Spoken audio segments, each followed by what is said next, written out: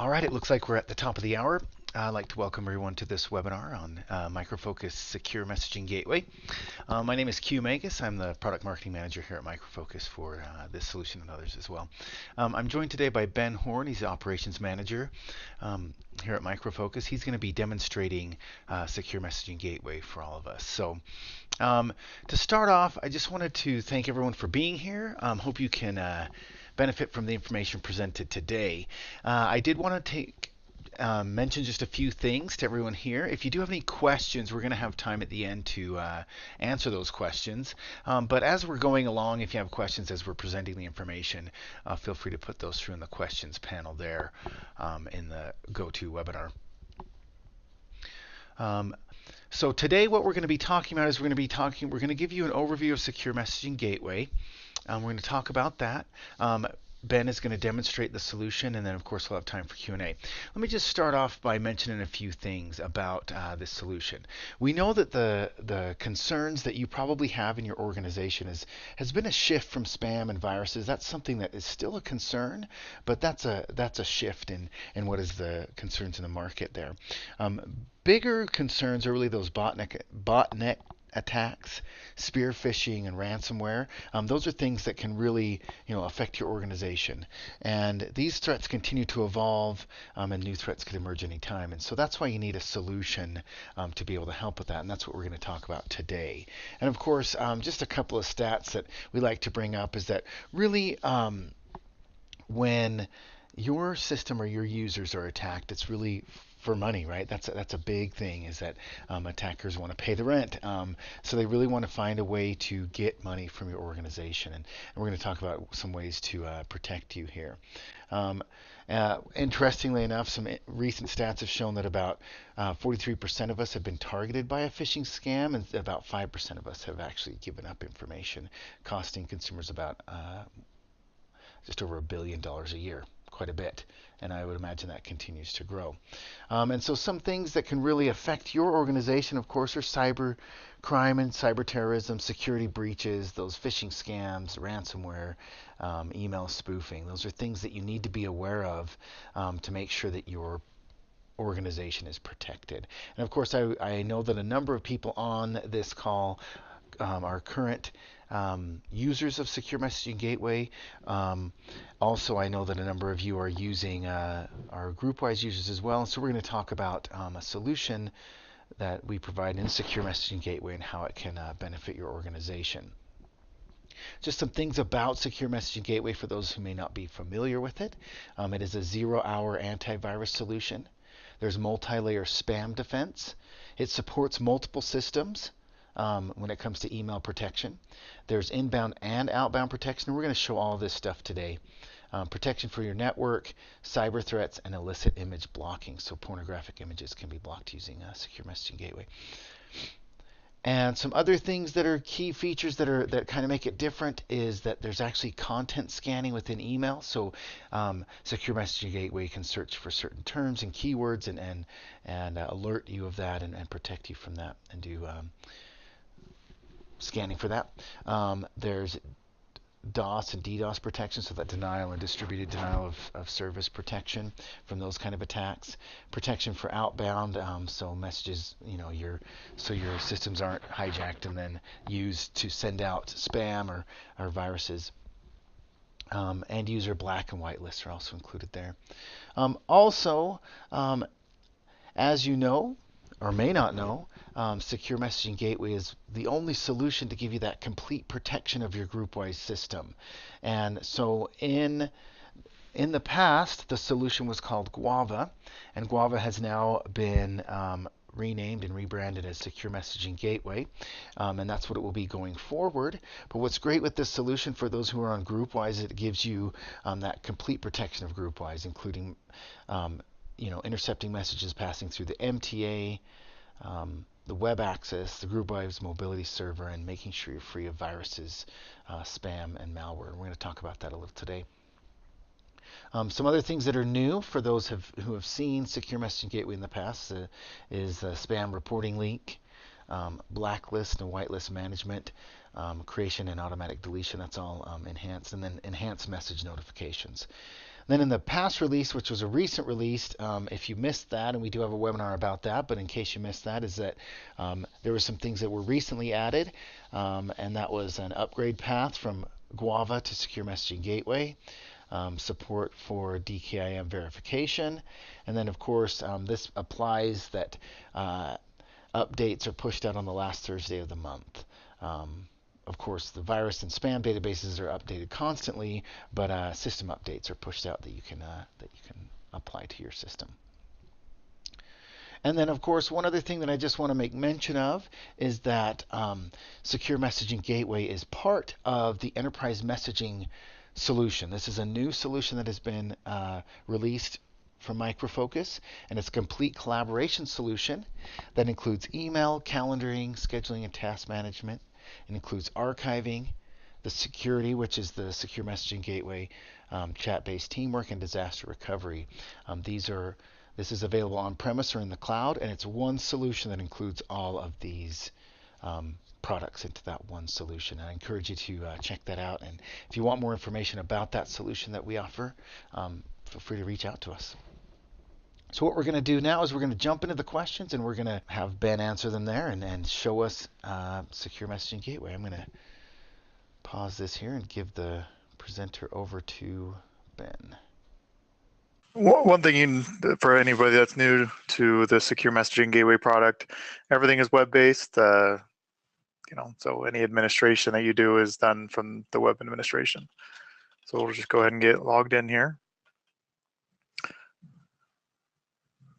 And when you first log in as a system administrator, you're prompted with 3 different options. You have a system administration, quarantine system, and message tracker.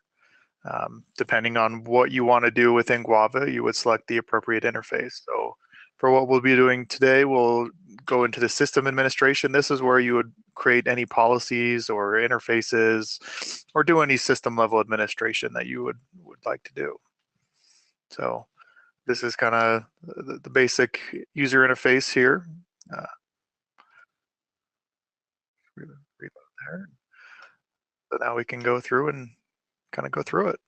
Wonderful. I think we wanted to start off, because a number of the people on this call are GroupWise users. I wanted to just start off with GroupWise support. Could you kind of show us how Secure Messaging Gateway provides that protection for GroupWise? Yeah, so if anybody is familiar with the Guava 6 world, where we had the GUIA scanner, MTA, post office, WebAccess, GroupWise mobility. In the latest release, we've made sure that we wanted to support those different interfaces. And the way that you do that is under module management. I came into interfaces. We have our default SMTP interface, which allows us to interface with any email system. And now we have a new third-party application manager. So this is where you would come in and view, and I don't know if it's too small, if you guys can see it okay or not. You can come in and you can create new third-party applications. So on my system here, I've got a GMS interface, so GroupWise Mobility Service, an MTA, and a WebAccess scanner. And with any of these, you just come in, you open up this interface, and you don't have too many options here, but the important thing here is down at the bottom, you'll have a server address and an application key.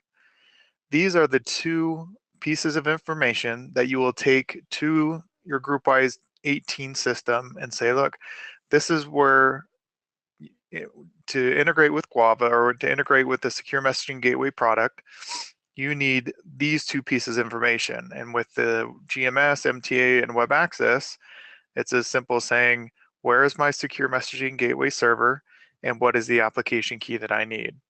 And once you supply those 2 pieces of information to those GroupWise components, restart their services, you can now start scanning those GroupWise interfaces.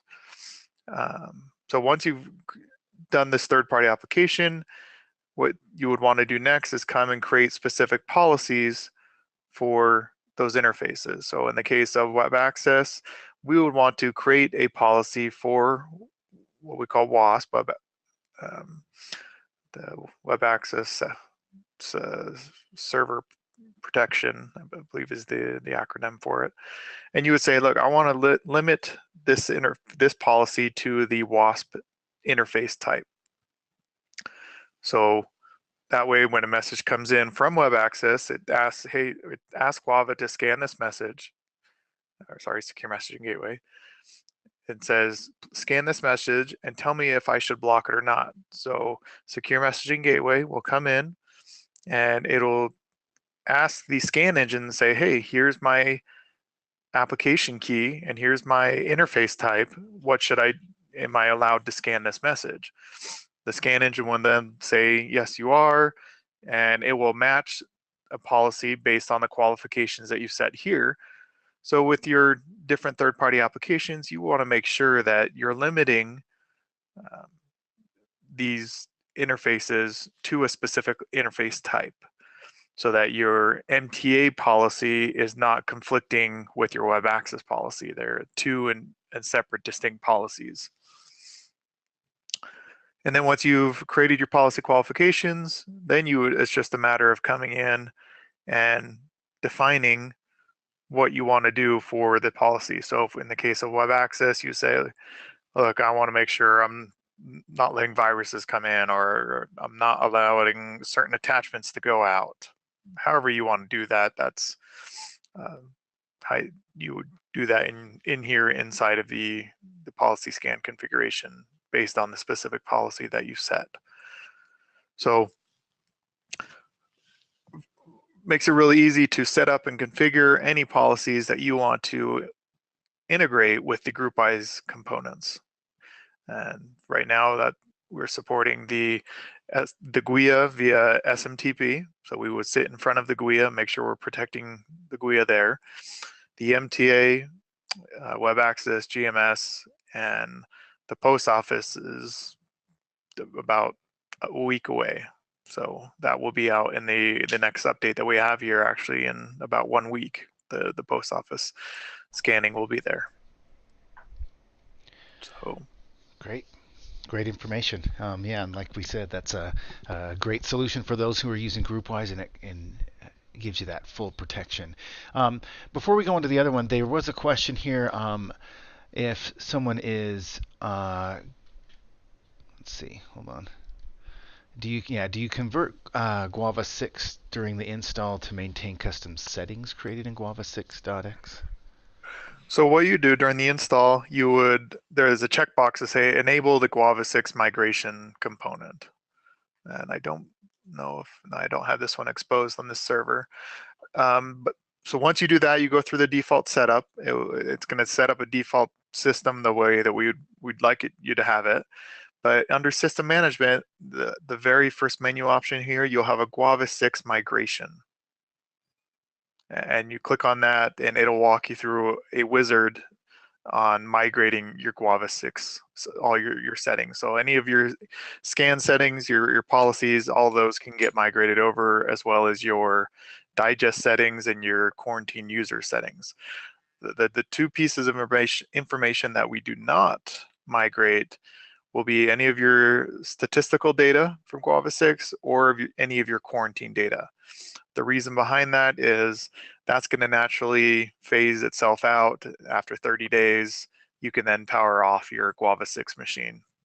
And now you're fully up and running with the Secure Messaging Gateway server.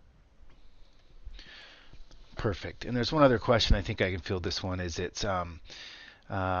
They've had clients that use Guava, which had a separate annual maintenance fee from GroupWise. Is SMG included in GroupWise or just enterprise messaging?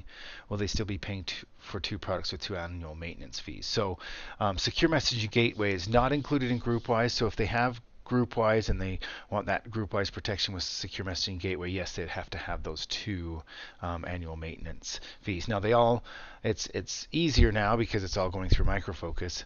But yeah, if you want to scale up and get those other functionality that is included in enterprise messaging, like archiving, that kind of stuff would actually save some money. So that'd be something for you to explore with enterprise messaging. But if they're just using GroupWise and Secure Messaging Gateway, it'd probably be good to stay on that. But if there's other functionality that they want, they could get. So. Let's go on to some other questions, and then feel free, once again, if you have questions, please feel free to put those through. Um, we will get to those as well. Great questions so far. So we were talking about GroupWise, obviously, but this solution supports other email systems.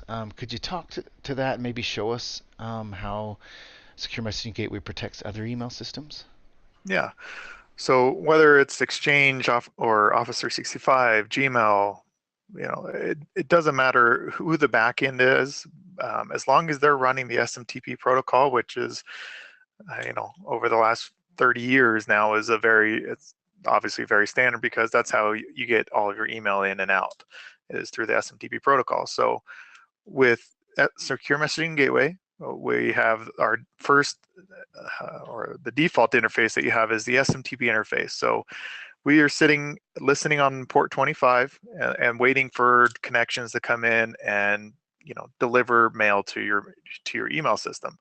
So with the SMTP interface, we sit more or less as a proxy in between the sender's email system and your email system.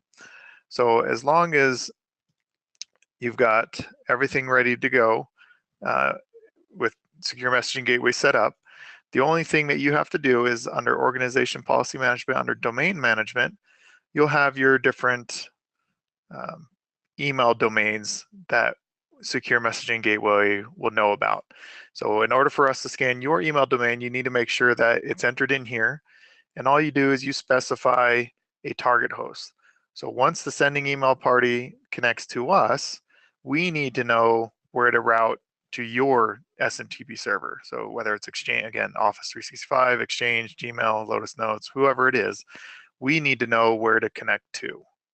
So once you've entered this information here, you can then go through, so we'll accept the connection from the sender, validate the recipient address by connecting to your SMTP server and following the exact same SMTP protocol that's been defined in the SMTP spec.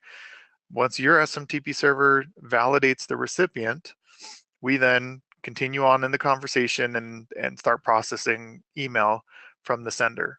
And once we get the message contents, that's when we can decide whether or not we're going to block the message or not. If we block a message, we're going to disconnect from your SMTP server. It's not going to know that any mail came in. It'll know that a connection came in and then it went away. So no mail came in, but the Secure Messaging Gateway server will know about all of the message data that has come in and all the content that's come in. So very easy to define where to route your email to. And once again, when you're using the SMTP protocol or the SMTP interface, doesn't matter what's behind it, as long as it's following the SMTP spec, we can talk to it. Great.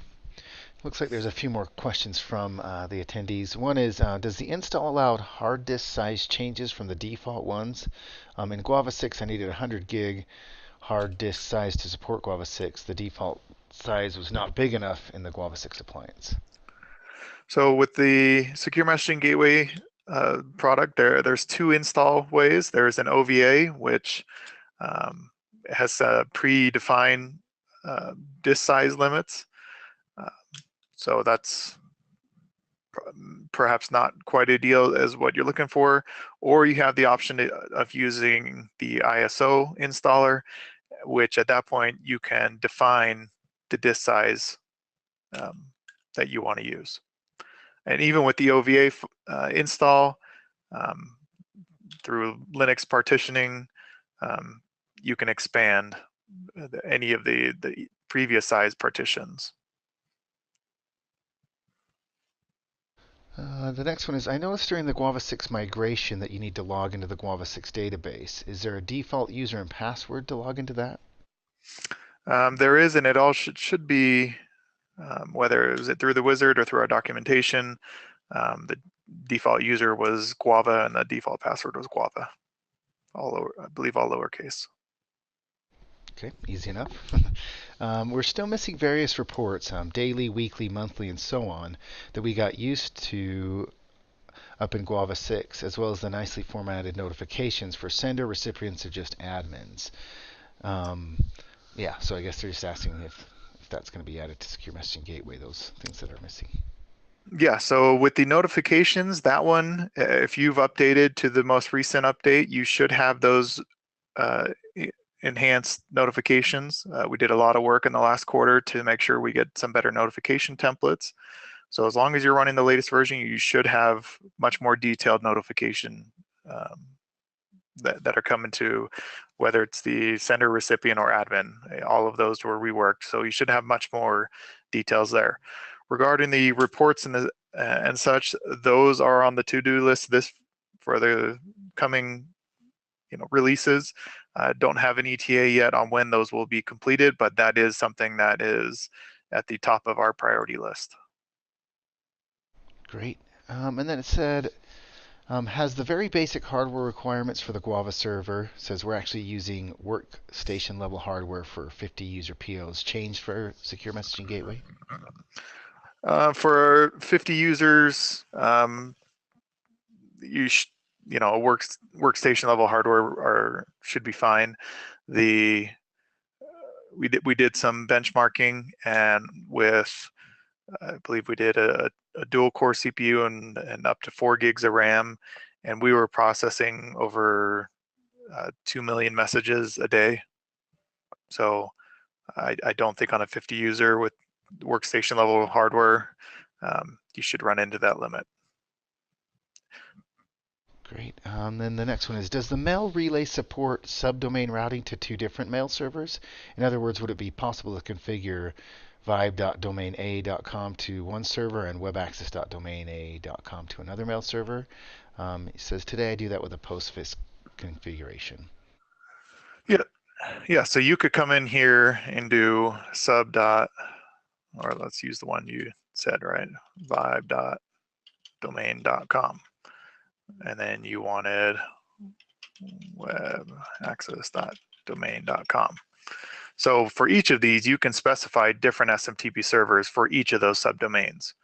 If you had one domain and you wanted all subdomains to also be applied for that one, you could do that as well. Focus.com. So you can do wildcards in the additional host patterns, or if you wanted specific SMTP servers for specific subdomains, you can definitely do that. Great. Let's see. Is Spamhaus used in Secure Messaging Gateway? Is there a separate subscription needed? So we are still using Spamhaus. You can use, we do have some default, pull this up here, exploit, this one. So we do have SPL, XPL, spamhaus.org.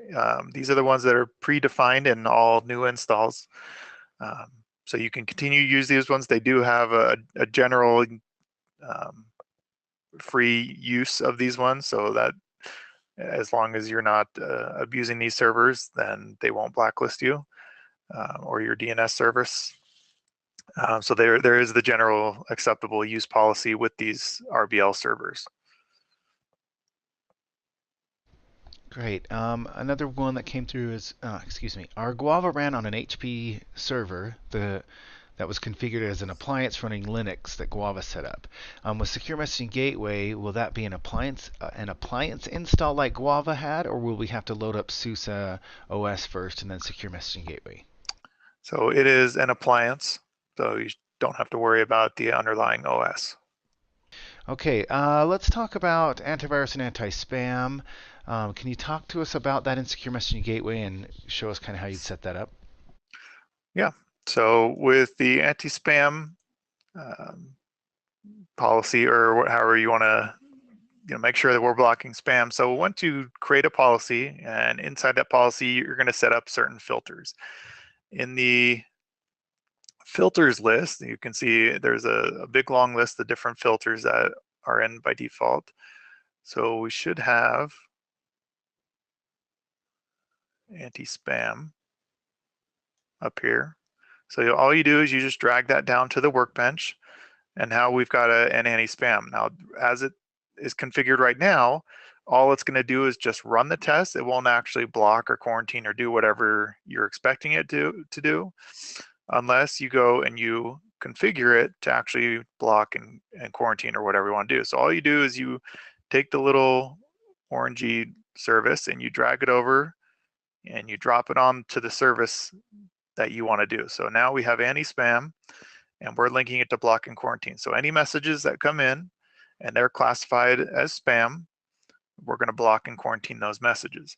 Now, there are some additional configuration that you can do with the anti-spam, and on any of these filters or services or exceptions, all you do is just click on the image, and if you hover over it, there's a configure this item little tooltip that pops up. You click on it, and you have some additional configuration options. So by default, we're saying trigger on confirm spam and bulk spam, and then you have the ability to take it one more level and get a little bit more strict and trigger on valid bulk mail.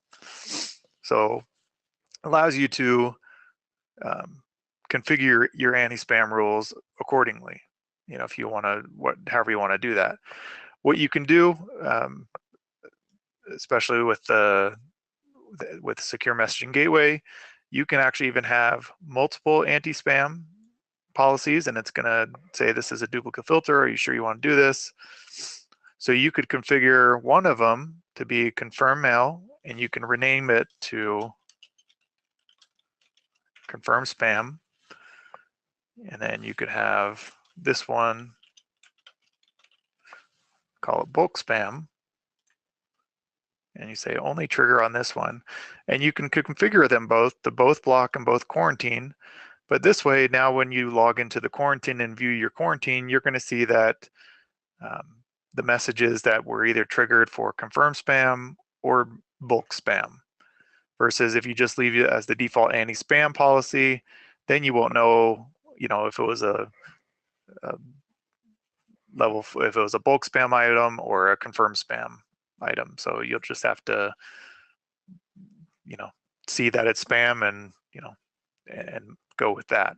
Or you can control it and give a little bit more detail for what you want to do. Great.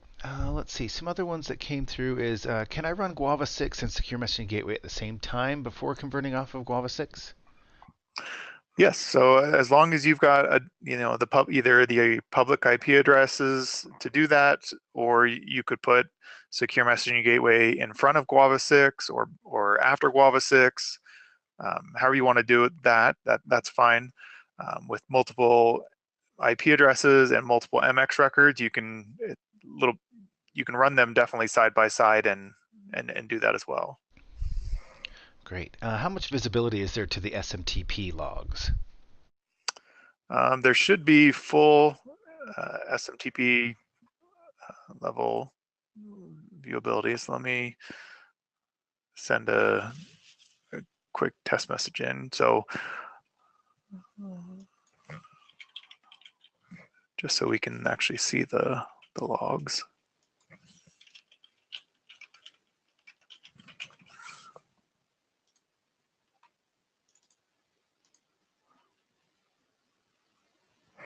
All right, so at any time, if you wanted to look at the SMTP logs, you would come in to the managed servers, click on the server, and then you can see system logs down here, and you can actually hit download, and you could say, well, which log do you want to download? So I just sent a message in here, so we could say download system log file, save it to our desktop, and we open it up, bring this over, and you can see there's the full, just like if you're familiar with Guava 6, you can see the full SMTP transactions inside of the log. Our hope is that you don't ever have to go to the logs to do this, to see if a message was blocked. What we've done with Secure Messaging Gateway is giving you this message tracker user interface, so that It's probably just not been written in here yet. So that you at any time can come into the message tracker interface and see any of the messages that have come in.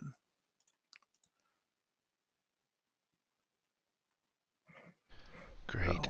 Let's see. How long will Guava 6 be supported?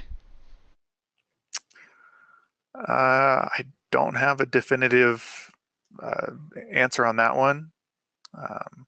The hope is that we can get you migrated over to a secure messaging gateway so that we can get, you're getting the latest updates and patches and everything. Okay, let's see. How do you set up a source address allow all filter? So I guess we need to clarify on that one. So filters are things that we're going to be blocking, or are you asking if we want to create an exception to allow certain email address source addresses to come in? Oh, it looks like, yeah, the exception. Okay, so on the exceptions, you come in here under the exceptions tab, and we have an email address exception. So once you drag it down here, you configure it to say where you want to scan the sender, scan the recipient, put in user@domain.com, star at dom2.com, whatever you want to, however you want to configure that. And we're going to say scan sender address. So as it stands as an exception alone, it doesn't do a whole lot until you link it to something that you want to say, look, if it's classified as confirmed spam, let it come in. Or if it's classified as bulk spam, let it come in. So we can override any of the filters that come in. So you can see on this workbench, I have the email address on the right, but I have an email address on the left. When you configure them, they're configured the exact same.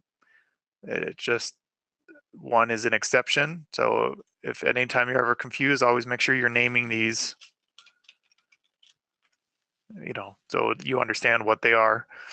And then you're linking them to the correct events. So as long as you're not colorblind, this is a green one for the filters, so the stuff you want to block.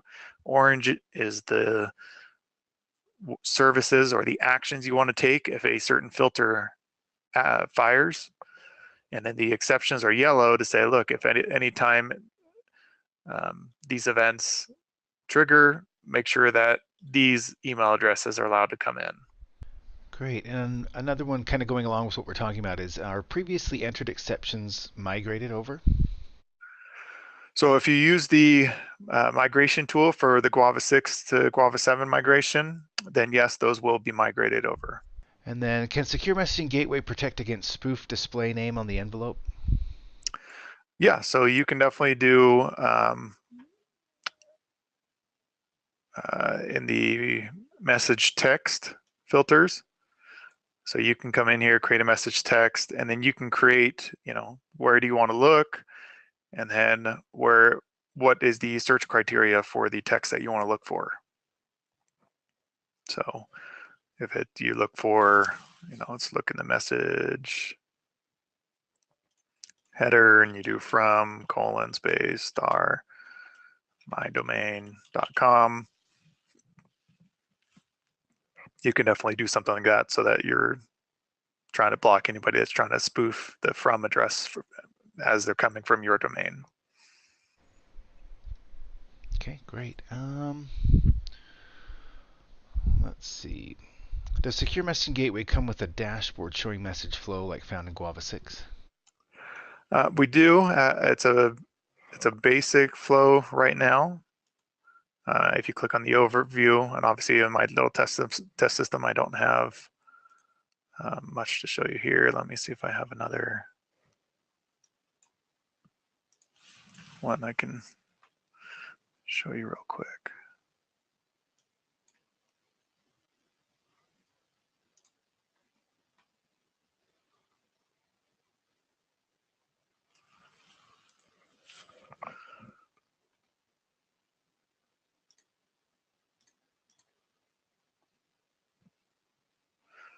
So depending on how you set it up, you can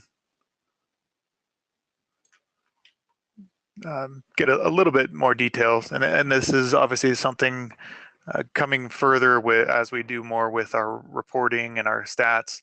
We'll have some additional little widgets like this so that you can view kind of your mail flow.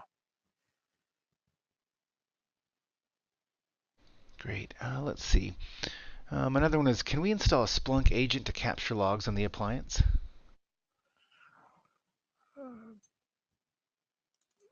I suppose you could. I don't know of anybody that's done it, but I don't see why not.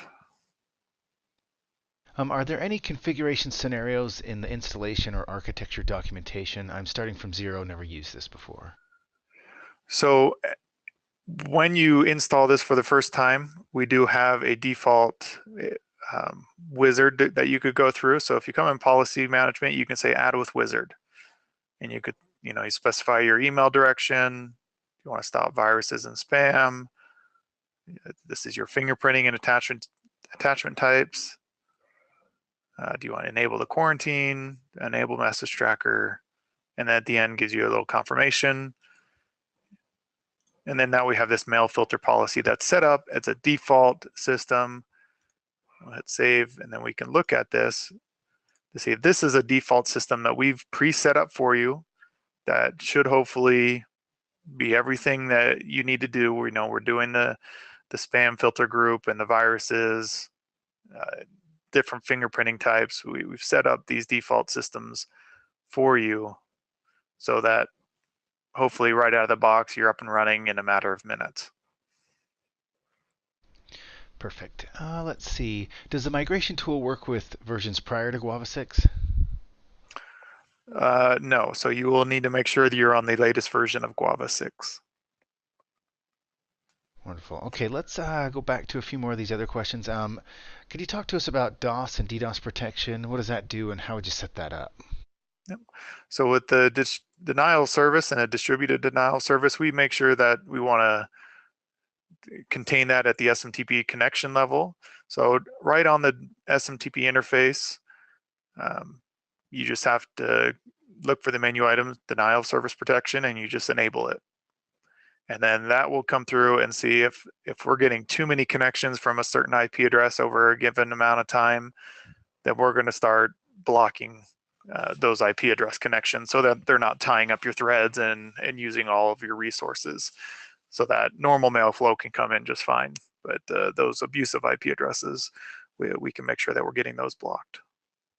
Perfect. And then DKIM verification. Could you tell us about that and how you set that up? Yeah, so DKIM is a new one that we had in the last release or two.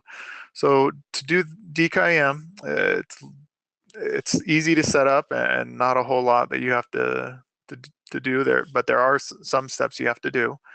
Under your domain management, you would come in for your domain and you'd say, here's the DKIM signing. Down at the bottom, you could say, here's my domain that I want to create a DKIM story for, or domain, a DKIM record for.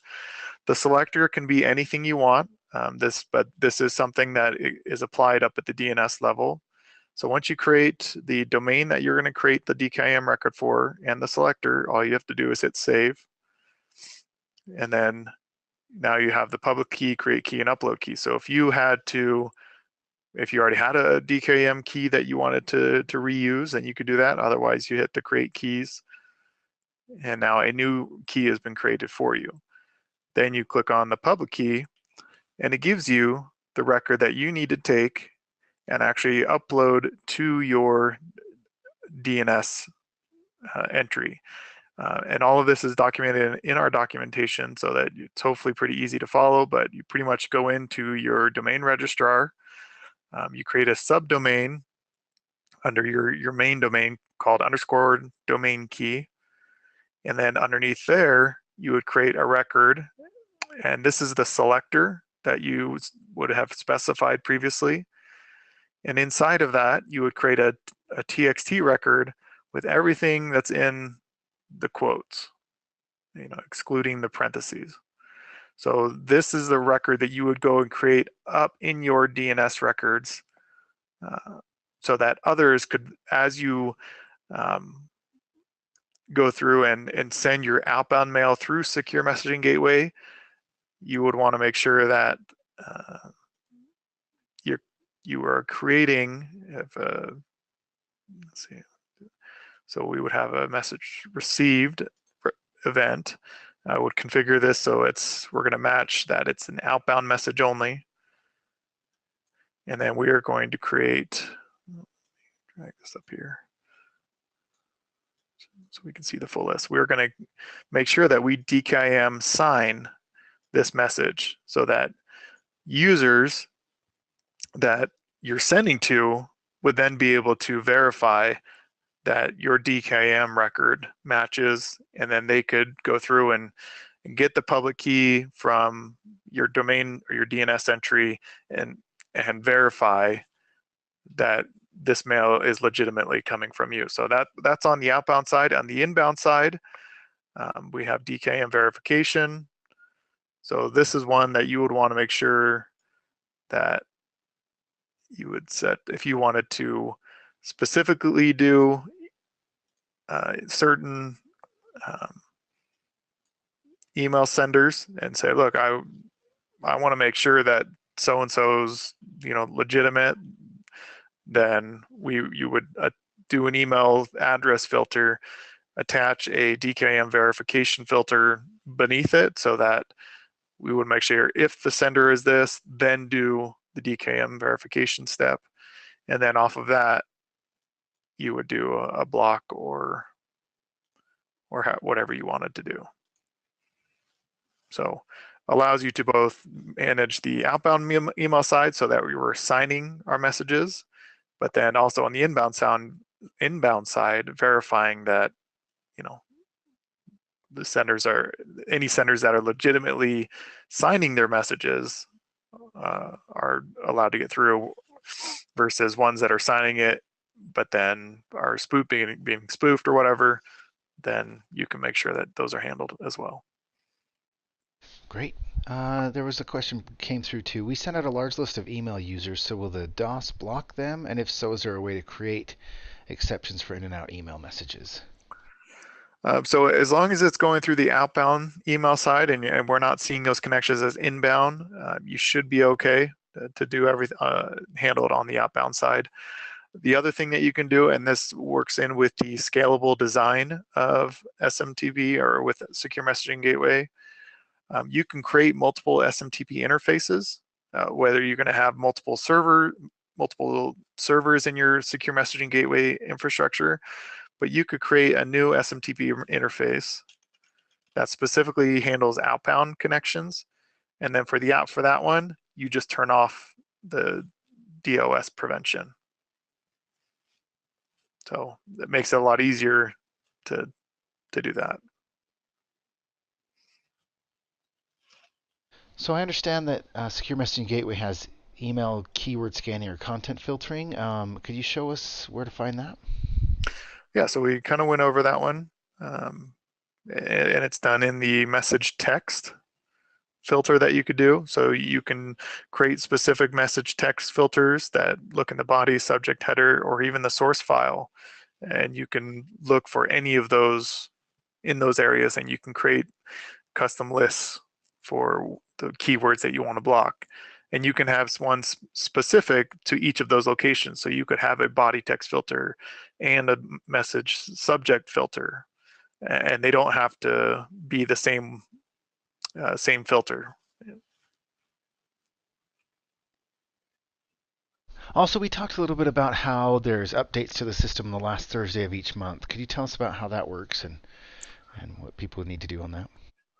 Yeah, so we want to make sure with the Secure Messaging Gateway that you're getting the latest features, the latest patches on a timely manner. Nothing's more frustrating than going months on a security product and not getting an update. And so what we've done with this product is we want to make sure that we're getting updates out as often as possible. So At any time you can come, and because this is a demo system, I have an update stream of alpha, but typically you're going to have a release stream and then a beta stream. So the beta is going to have any beta code that you could test against if you wanted to, or you could just stay on the release and make sure that you're doing that. Your update history, this will show you pretty much any time that you've clicked update and what the result of that update has been. At the top, you can have the view updates button, and this is where it goes through and it pulls down all of our change logs for any of our updates. So at any time, you could go through and see, on what revision, what the date was, and sometimes we have multiple releases in 1 month. If a certain issue is causing a lot of grief, we can very easily push out a new update in a matter of minutes. It's quite easy for us to do that. So you can see that at any time, all the change log, all the bug numbers that we've addressed in a certain release, and even if you're not on the beta release, you can always look and see what's in the current beta. So if you're having a specific issue, you could come look at the beta tab and see if we've addressed that issue in this coming release, or the release that's going to be coming at on the last Thursday of the month. So makes it really easy for you to update and see any of the coming updates for the next release. Could those updates be set to auto update? We've been asked that before, and that's something that we haven't addressed currently, and I don't know if we want to do that. We don't want to push updates on you when you're not ready. We want to make sure that you're in control of any updates that are coming to the system, so that if something's running smooth for you, we want to keep it running smooth as much as possible. And when an update happens, how is the server restarted? So if you come down to in the module management, in the module status, you can come in here, and anytime you can restart all of the services by simply clicking restart all, and it'll go through and shut down all the services and then start them back up. Otherwise, if you wanted to actually restart the server, we'd have to get onto the server itself and issue a server reboot. But typically, restarting the services here will handle it just fine, and all of the services will come back up. Could you talk about some of the new features of Secure Messaging Gateway, including the spam reporting link, blacklist and whitelist management, and then the enhanced message notifications? Yeah. So with the new features that are coming, specifically like Q was saying, the spam reporting, what you would want to do, let me clear some of this up. We'll go to a different policy so it's a little bit clearer. What we want to do, if you wanted to attach the footer that you're used to seeing inside of the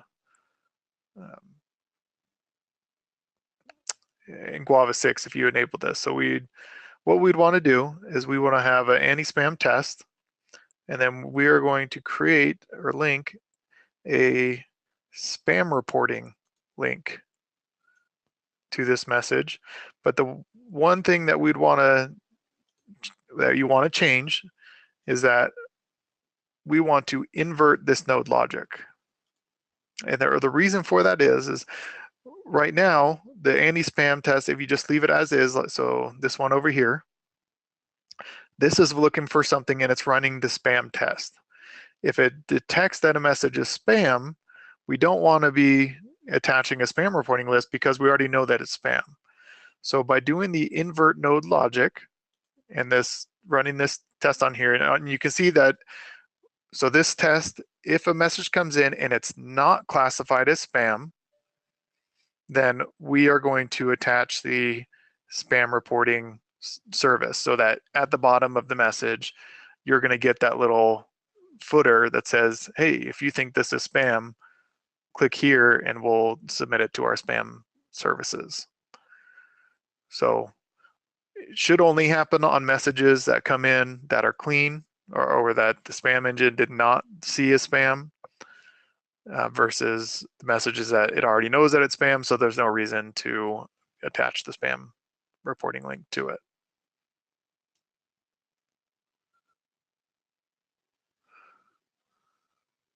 And then with the notifications, what you can do is same thing with the service. You can attach a new service, and you can have the notify service. And in the notify service, when you configure it, you're going to choose a specific template. And then you would come in here, say notify generic, say this is a, generic notify.com, whatever, and whatever it is, and you could say notify the recipients that this message, that a spam message came in, or specifically, a named executable file was triggered. And when you do that, let me pull one of these up so I can show you.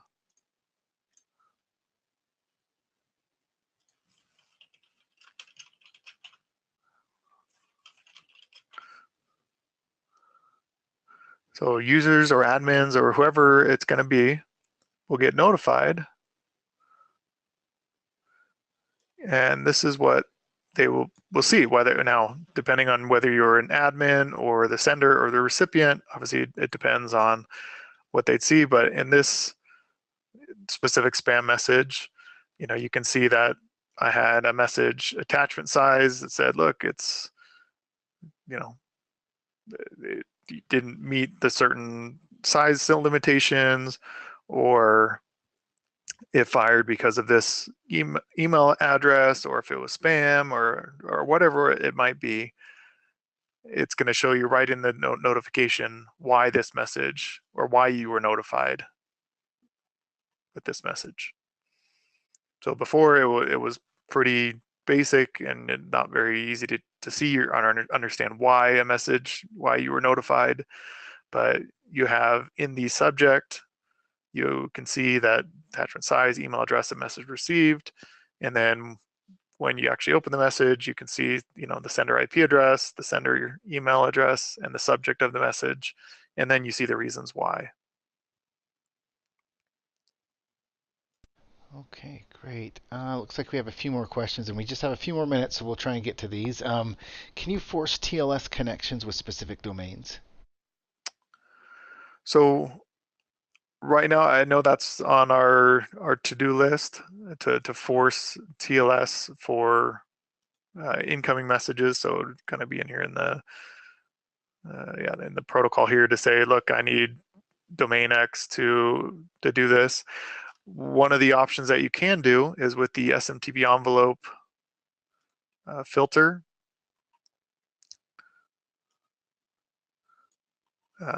You can say, look, if the message, if this sender did not switch to SSL using start TLS, you can then block the message and then notify the sender if you would like.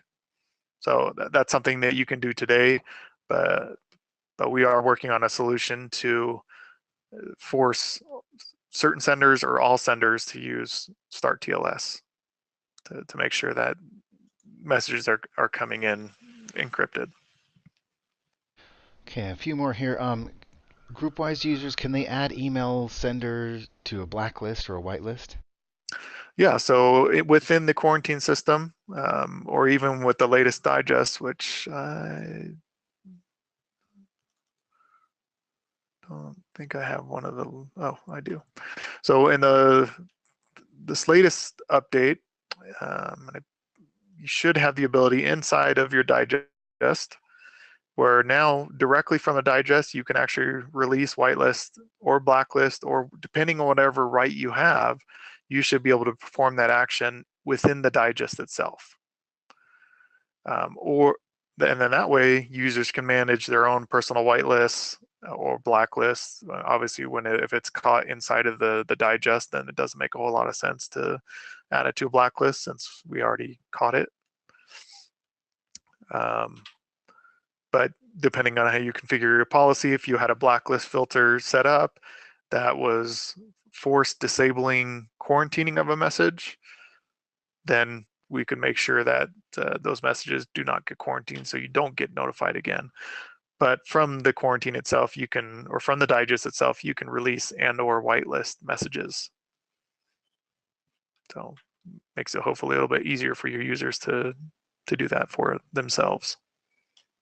Then back to the updates, it said the beta tab on version history doesn't list fixes or changes to the build. Is this normal? Do we need to contact support to see if we want to deploy it? So do you, I'm assuming that you see it just as it is like I see it now, or is it always just blank? If it looks like this, this is normal because we haven't pushed out a beta since the last update. But this tab should never show blank. Okay. He just responded and said it looks the same as what you see.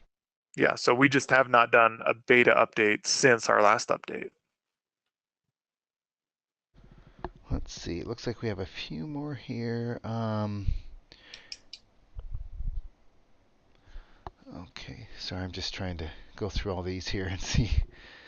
Can the spam reporting be removed on outbound emails so when we reply to a message, our clients don't see that?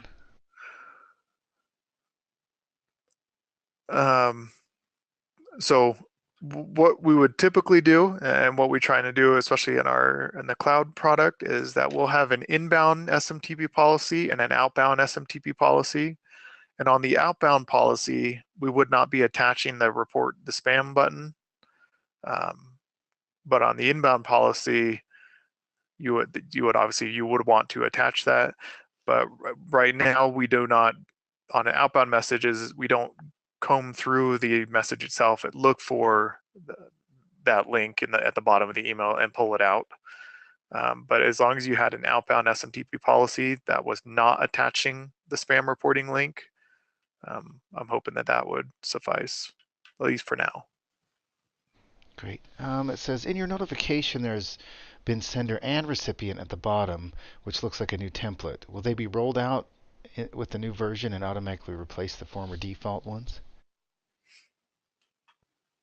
So you're saying in this one? Oh wait, the wrong one. This one. So there's an option to include the recipient inside of the notify. The reason we're not showing it here is if a user was BCC'd on a message, we may not want to expose that to your users or the recipients on a message. So what you could do, and we've done this on the notify admin. Get rid of some of this. And I don't know if it has here. I'll say a notify generic here. So what you can do, and it doesn't matter which template you do, but in the customization, there is an option here, include recipient detail. And you just put whatever in the right box, so as long as it creates a new line. This way, if you include this recipient detail option in the notifications, then within the notification, you'll have a recipient line here as well. So it makes more sense on an admin notification to show the recipients, but on a recipient notification, you were an intended recipient, so you should know that the notification was for you. But on an admin notification, you might not know who the original recipient was for. So by including this detail here, any admin would be able to see all the recipients for a particular message. Okay, I think we're at the top of the hour, so we're out of time. There's a few questions we didn't get to. We'll answer those offline. Thanks everyone for being here and for your questions, and hope you can see the value in Secure Messaging Gateway for protecting your organization, protecting your email, and thanks Ben for the information and thanks everyone for your questions. That was a lot of good questions to get through. So look for this webinar. It has been recorded. You should be getting an email shortly with the recording. Thanks again, and have a good rest of your day.